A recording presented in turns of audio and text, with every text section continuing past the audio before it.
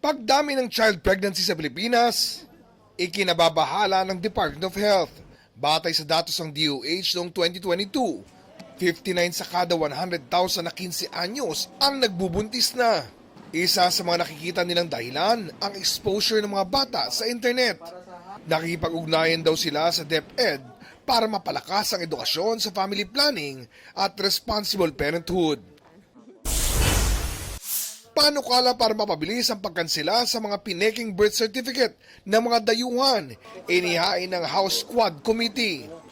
Layo nitong parusahan ang mga dayuhang may fake birth certificate, pati mga public official at pribadong individual na mapapatunayang sangkot sa iligal na proseso.